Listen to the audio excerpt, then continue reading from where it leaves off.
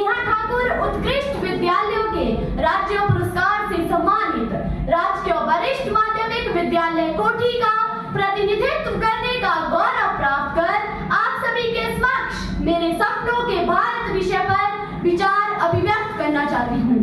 आज आपके सामने खड़े होकर अपने सपनों के इस भारत के बारे में बात करना मेरे लिए बड़े सौभाग्य की बात है। मेरे सपनों में भारत प्रगति में एकजुट राष्ट्र है, जहां हर नागरिक सशक्त है और देश सतत विकास में वैश्विक नेता है, जो अध्यात्म, ज्ञान, विज्ञान, प्रौद्योगिकी में विश्व प्रणेता है। मेरे सपनों के भारत की परिकल्पना उस वट वृक्ष के समान है, जिसकी जड़ें हमारी पुरातन संस्कृति है, जिसका तना हमारे लोकतांत्रिक मूल्यों है, जिसकी शाखाएं हो सबका साथ, सबका विकास, सबका विश्वास, युवा कौशल जिसकी पत्तियां हो, जिसे सींचे हम अपने परिश्रम से और फलस्वरूप मिले हमें विकसित विश्व गुरु भारत। साथियों, ऋग्वेद से लेकर सामवेद तक और सामवेद से लेकर इस दुनिया के सबसे लंबे लिखित संविधान के निर्माण तक, आज से 4000 वर्ष पहले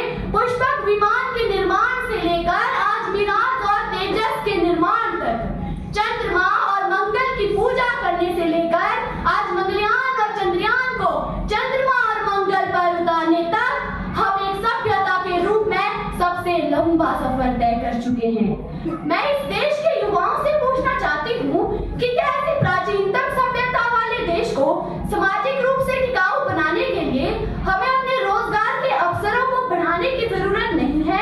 युवा होने के नाते हमें आईएएस ऑफिसर, डॉक्टर, इंजीनियर बनने का सपना क्यों देखना चाहिए? अरे महात्मा गांधी और व्यावसायिक शिक्षा के इस देश में मैं ऐसे देश का सपना क्यों नहीं देख सकती जिसमें गुजरात का युवा दलित लड़का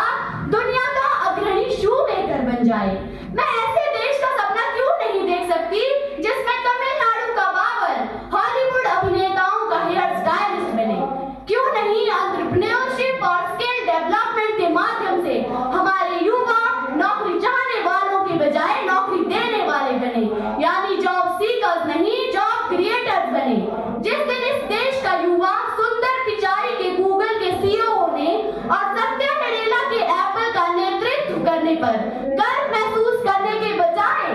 इस देश में अपना गूगल, अपनी फेसबुक, अपना माइक्रोसॉफ्ट तैयार करेगा, उस दिन हमारा भारत जॉब क्रिएटर बनेगा। जिस दिन इस देश के युवा vocal for local, skill India, make in India जैसी योजनाओं को सफलतापूर्वक धरातल पर उतारेंगे, जिस दिन इस देश के युवा स्वामी विवेकानंद, एपीजे अब्दुल कलाम, मर्यादा पुरुषोत्तम राम के आदर्शों को दिल की गहराई से अपना लेगा,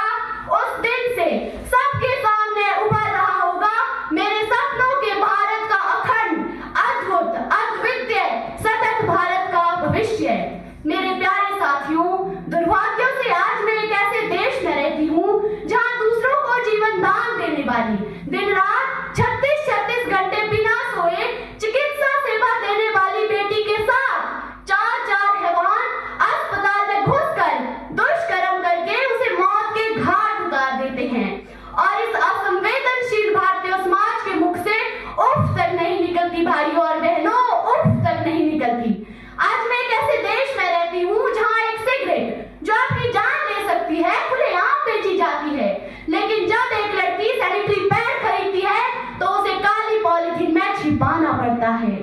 आज मैं एक ऐसे देश में रह रही हूँ जहाँ देश के दुश्मनों की एनिवर्सरी सेलिब्रेट की जाती है और आतंकियों के पक्ष में नारे लगाए जाते हैं, अफजल हम शर्मिंदा है, तेरे कातिल जिंदा है। आज मैं एक ऐसे युवा देश में रहती हूँ जहाँ का युवा निरंतर नशे और वासना में डूबता चला जा रहा है।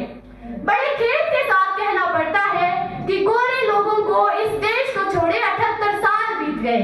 हम अभी भी हीन भावना में जी रहे हैं, चेहरे को गोरा करने के लिए फेयरनेस क्रीम का इस्तेमाल कर रहे हैं, अपनी शिक्षा का फिरंगीकरण करने में गर्व महसूस कर रहे हैं,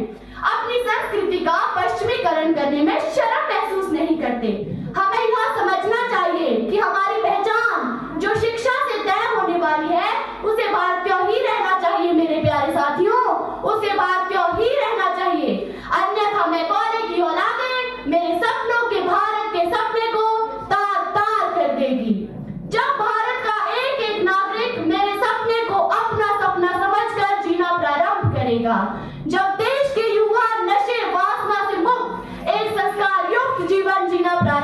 बनेगा, जब देश की बेटियां चंद गद्दारों की हैवानियत का शिकार नहीं होगी, जब 140 करोड़ भारतीय परस्पर वैमनस्य को त्याग कर जाति धर्म की संकीर्णताओं से ऊपर उठकर एकजुट होकर रहना प्रारंभ करेगा, तब मेरे सपनों के विश्व गुरु वैभवशाली भारत को दुनिया का सिरमौर बनने से कोई नहीं रोक पाएगा। But my dear friends, my dream is incomplete without the efforts of 1.4 billion people.